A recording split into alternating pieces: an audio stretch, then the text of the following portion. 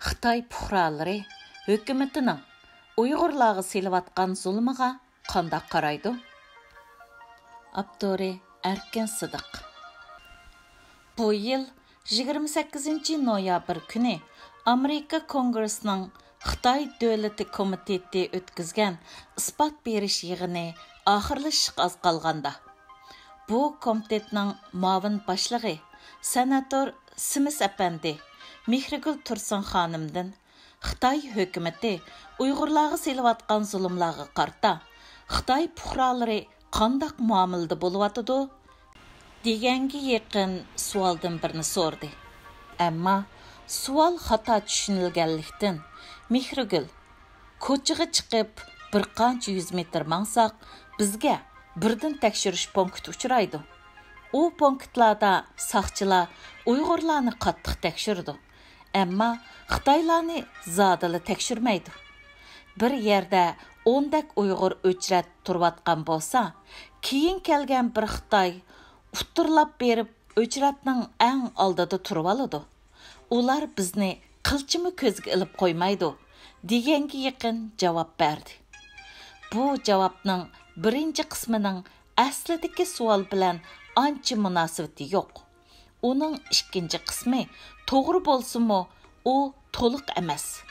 Bu savolning to'g'ri va to'liq javobini bilib olish chet eldagi barliq Uyg'urlar uchun nihoyatda muhim. Meningcha, bu savolning javobi mundaq.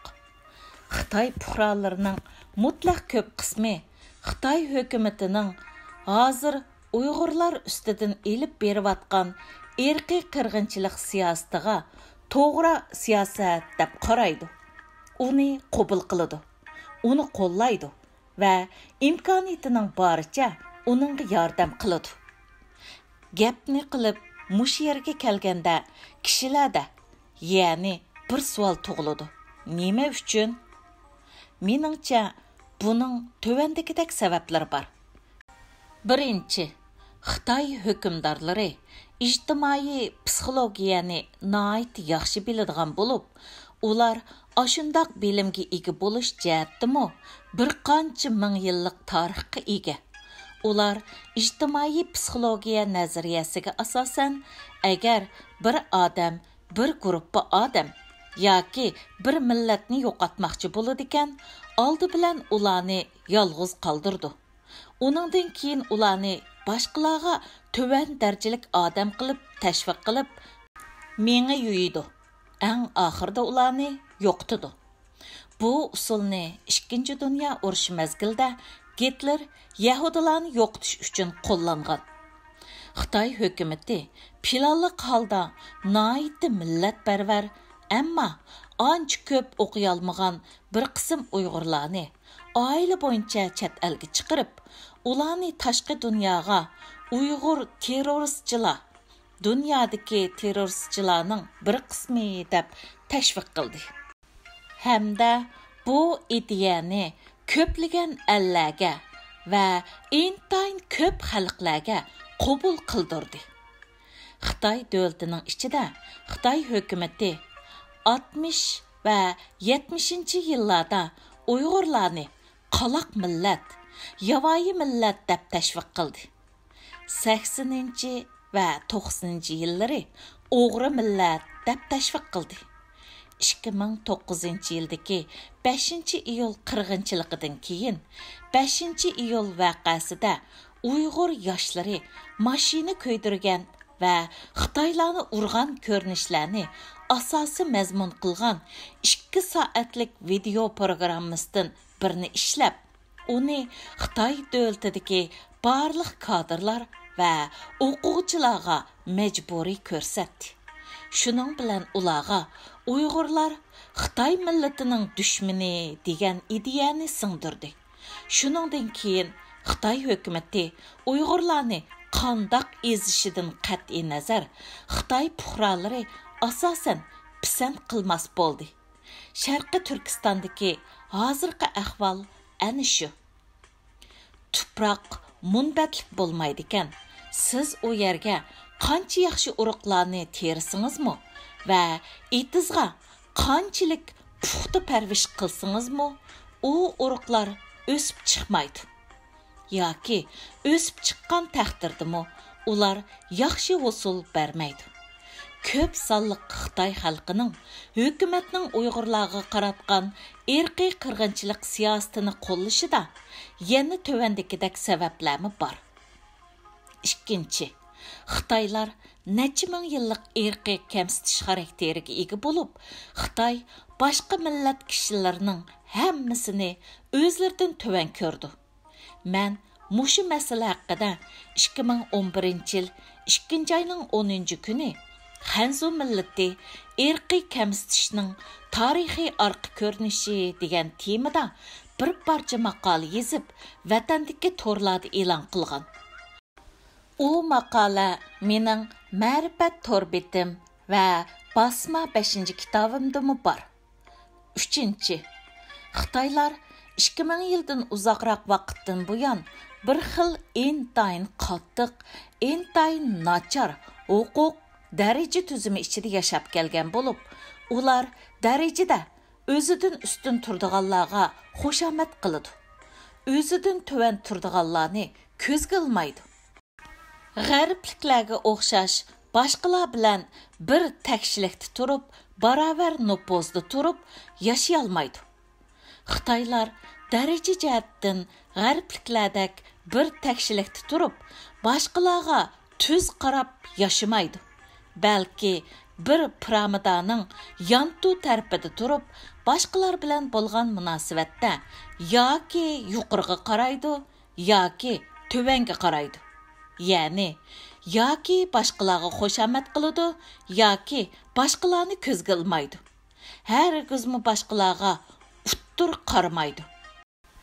Xitoy fuqarolarining nazarida, ularning jamiyatida faqat ikki turliklar odam bor. Biri taxtirvanda o'ltirdiganlar, yana biri bo'lsa taxtirvanni ko'tirdiganlar. Bu yil 4-oktyabr kuni Amerika muavin prezidenti Mike Pence Amerikadagi Hudson institutida Xitoy haqida heliqi dangliq nutqni so'zlaganda Xitoyning mushu xarakterini tilga oldi. 4. Xitoy fuqarolari necha ming yillik tarixida hukmdorlarning quli bo'lib yashab ko'nib qolgan. Ular bizni hukmdorlar boqidi deb qaraydigan bo'lib, ularda hokimiyatga qarshi chiqish psixikasi intayin ojiz. Ko'pincha ahvolda hokimiyatga qarshi isyon ko'tarishga, vatanga xoinlik qilish deb qaraydi. Natijada hukumat nima ish qilsa, mutlaq ko'p sondagi fuqarolar uni qo'llab, osonlikcha hokimiyat ustidan isyon ko'tarmaydi. 4-iyun voqeasining bir mamlakatlik Xitoy hokimiyati ustidan isyon ko'tardigan bir harakatga aylanmasligi ana shundoq sababdan bo'lgan. Hozir Xitoy xalqi o'zlarining insonlik huquqi va kishilik erkinligidan asosiy jihatdan ayrilib kelayotgan bo'lsa-mu, ularda mamlakat bo'yicha isyon ko'tarish ahvoli ko'rilishning shapsini ko'rgili bo'lmaydi. 5. Necha ming yillik yo'qsizlik, necha ming yillik ocharchilik va necha ming yillik dinsizlikning natijasida Xitoylarning qalbidagi Alloh insonlarga ato qilgan rahimdillik elementlari asosiy jihatdan yo'qolib ketgan. Dunyodagi boshqa ko'plagan millatlarga, bo'libmi dini bor va adolatparvar millatlarga silishtirganda, ular odamlarga rahimdillik qilmaydi, hayvonlarga rahimdillik qilmaydi va tabiatga rahimdillik qilmaydi. Shundoq bo'lg'achqa, hozir Xitoy hukumati butun Uyg'ur xalqini qattiq qiynayotgan va nihoyatda ko'p sonda o'ltirayotgan bo'lsa-mu, Xitoy fuqarolari uningga pisand qilmay yashayotidi. Hatto hukumatga moslashib beryotidi. Bo'lsa, siz tövəndəki qısqa məzmunni yadlab olib, Başqalar sizdən Xitay hökuməti Uyğurlarga silayotgan zulmlarga qarta Xitay puhralары qandaq muamelada boluvatıdı deb so'raganda Aşu yadılıb alğan məzmun asasida yuqoridagi məzmunlarni deb bering. Xitay puhralары hökumətning Uyğurlarni ezish, bastırış və yo'q qilish siyosatini himoya qiladi və onunğa yordam qiladi. Uning sababi mundaq. Birinchi, ularga Uyg'urlar Xitoy millatining dushmani degan ideya singdirilgan. Ikkinchi, Xitoy millati irqiy kamsitish xarakteriga ega bo'lib, Xitoy emas millatlarning hammasini o'zidan tuvan ko'rdi hamda ular bilan birga yashashni xohlamaydi. Uchinchi, huquq daraja tuzumi Xitoy madaniyatining bir qismiga aylangan bo'lib, nopozda o'zidan ustun turdiganlarga xushomat qiladi va o'zidan tuvan turdiganlarni ko'zga ilmaydi. Uyg'urlarni o'zidan tuvan ko'rib, ularning holiga ko'ngil bo'lmaydi. To'rtinchi, Xitoy puhralari hukmdorlarning quli bo'lib yashashga odatlangan bo'lib, hokimiyat beshidagilar inson qilipidan chiqqan ishlarni qilsa-mu, uningga sukut qiladi. 5. Necha ming yillik yo'qsizlik va dinsizlik Xitoylardagi rahimdillikni yo'q qilib etgan bo'lib, ular Uyg'urlarga hargizmi rahimdillik qilmaydi. Yuqorqi savoldan keyin so'raladigan yana 2 muhim savol bor. Ikkinchi savol: Nemishqa Xitoy hukumati Uyg'urlarni yo'qotib etmoqchi bo'ladi? Uchinchi savol: Nemishqa Uyg'urlarni yo'qotib etish ishini hozir elib boradi? Men o'z leksiyalarimda bu 2 savolning javobini bayon qilib kelyapman. Shundaqdimi, bu 2 savolning javobini qisqa maqola shaklda buningdan keyin ayrim yezib e'lon qilaman. Tugidi. 2018 yil 11 oyning 30 kuni.